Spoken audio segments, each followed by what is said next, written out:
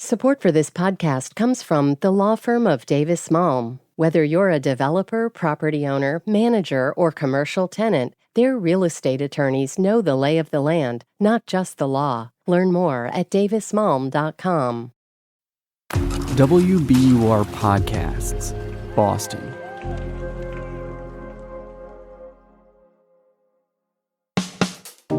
I'm Daryl C. Murphy, and you're listening to The Common.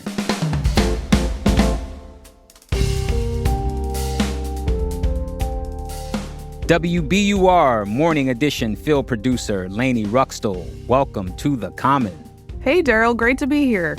Yes, it's great to have you. This is your first time on The Common, am I correct? It is, yes. Wow. And what a story you have for us, because you put together an audio postcard from one of MIT's Iftar dinners, and we're going to listen to that in just a moment. But first, I want to explain to folks what an Iftar dinner is, right? It's a part of the observance of Ramadan. Can you talk to us more about what Ramadan is for the people who might be less familiar? Yeah, so this is considered the holiest month in Islam, and it's usually about 30 days of fasting. So no food, no water from sunup to sundown. When the sun goes down, you can tell people are kind of excited to eat. They often start with dates, and then they served a meal. So MIT's was held in the campus dining hall, and it was a mix of students, faculty, and staff. And they start with prayers followed by that shared meal. Here's one of the students talking a bit more about the meaning of Ramadan for her. This is Layal Barakat. So there's a lot of reasons why people do this. I mean, the primary reason is it's a religious obligation. It's a means of sort of spiritual closeness with God. But in addition, it's also a means for people to kind of really empathize with people who might be, less fortunate around the world, people who are going hungry. And as you can also see, it's a very important sort of cornerstone of community building for us as well. It's a very family and community-centered holiday. So she mentioned community building there, and it was definitely a lot of people just kind of hanging out, catching up, greeting each other, people of all ages. There were kids there.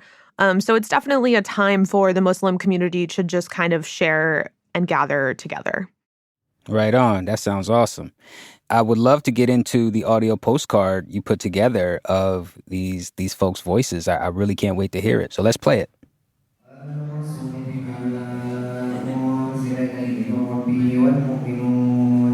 My name is Abdurrahman Sharif. I'm a fourth-year student in electrical engineering computer science, and I'm the Ramadan chair for the MSA this year. So we're in the student center, the second floor, called Labdel. The student center is the heart of campus, and this is one of the few spaces that is large enough to hold this capacity of Muslim students on campus. It's great because we have a lot of room inside for people to sit down and eat, as well as an open area to pray. We have two sides for the brothers and sisters as well. You have to plan iftars for every single day of the whole month, and all of this is a student-led effort. Welcome, how are you doing? Thank you very much. My name is Anas Chantouf. I am a senior. I study math and AI. We try to diversify in terms of food. So we get different cuisines basically. Today we are getting Senegalese food. We're having some chebujep with classic salad, and we also have a variety of other Senegalese options. Does she like veggies? No? So my name is Layal Barakat. I'm a first-year master's student in the mechanical engineering department, and I am the co-vice president of the Muslim Students Association, or the MSA. I'm Palestinian. I guess it goes without saying that I'm thinking of the people of Palestine right now. Everyone has lost someone in Gaza, so it's like a painful time. The people in the north especially have, in a sense, been fasting this whole time. Many people are only eating one meal a day. I get to enjoy this food, I get to enjoy this company, but the people of Palestine don't necessarily get to do that. I'm wearing a kufiya right now, which is a traditional Palestinian scarf. So there were situations where I didn't necessarily, maybe feel comfortable wearing it, but any danger I may face here is nothing compared to what the people of Palestine are suffering. So I'll wear my kufiya. I'll be in solidarity with my people. A side comment or a weird look or, none of that really matters in the grand scheme of things. Nice to see you. Good to see you as well. My name is Issa Liggins. I'm president of the Muslim Studio Association. This year for me, I'm praying for strength. Ever since the whole Israel-Palestine thing started kind of popping off on campus, I've had a lot of trust issues with the administration. It feels a lot of the time that I'm not in their best interest necessarily. And it hurts. It hurts. Yeah, it does. Although I'm not Palestinian, being Muslim, we're encouraged to look out for each other like we're our own. When it comes to the prayers and when it comes to the community that we're having with each other, it just makes it so much more important just to have a space like this where people can be together. Dealing with it by yourself is very difficult. So having a community like this is extra important as well. We're going to take a quick break, but we'll be right back.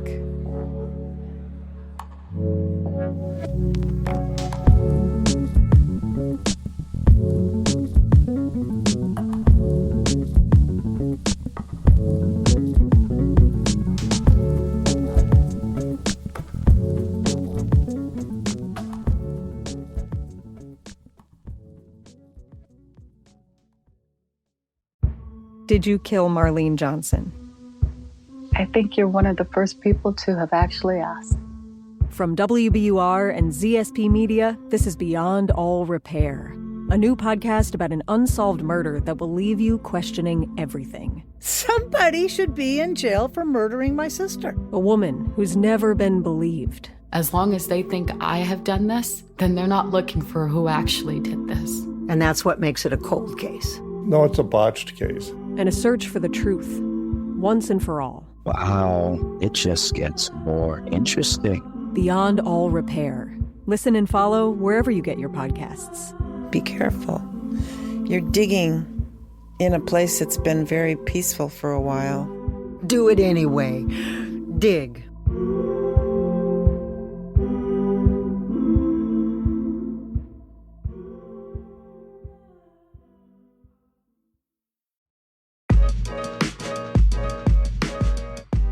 And we're back with WBUR Morning Edition field producer Lainey Ruxtall.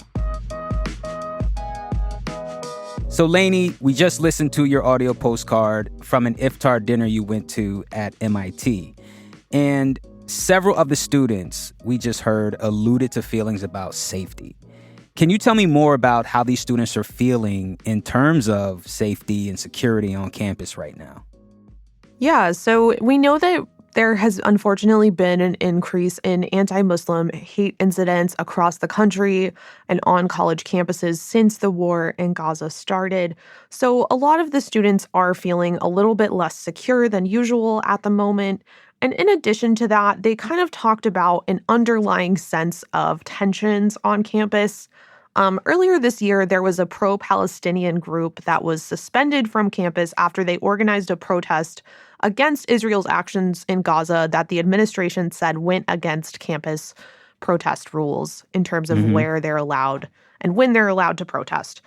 Some of the students also said that they feel like there's some apathy among their peers and even from professors, and that they wish that they could just feel a bit more acknowledged on campus. But Iftar kind of serves as a safe space for these students, and they talked about feeling like they didn't have to explain themselves to each other while they were there celebrating. So it kind of created a reprieve from everything that's going on for them. Understood. And I want to note that MIT was one of 3 universities called to a congressional hearing about anti-Semitism back in December of last year. So I'm sure that that's playing a part in all of this as well. We did hear from one Palestinian student in your piece.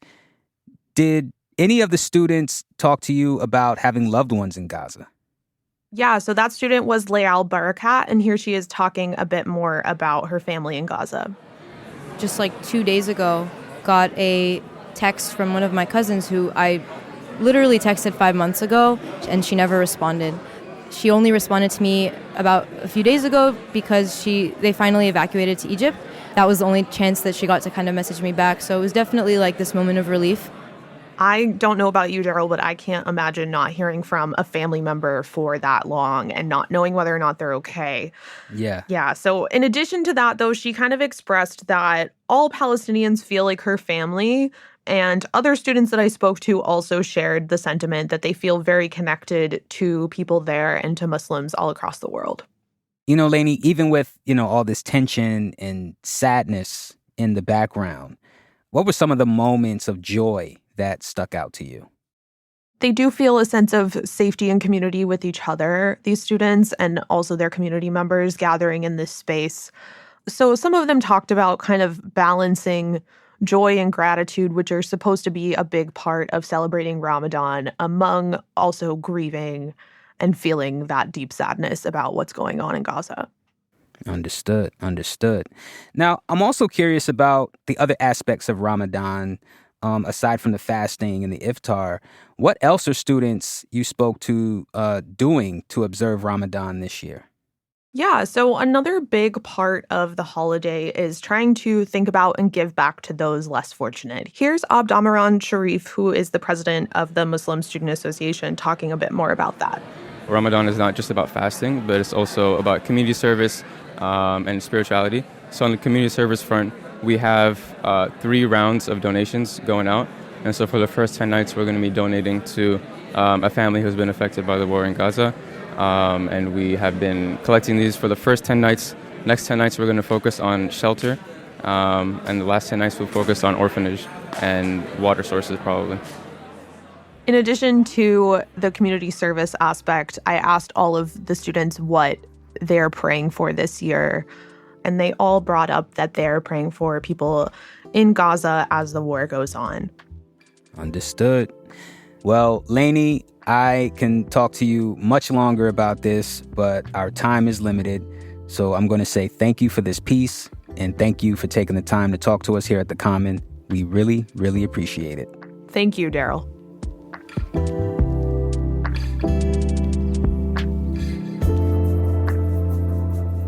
And that's our show for today. Thank you so much for listening to The Common. If you want to get in touch with us, hit us up on Instagram at WBUR The Common, or send us an email at thecommon@wbur.org. And with that, I'm Daryl C. Murphy, and I will talk to you tomorrow.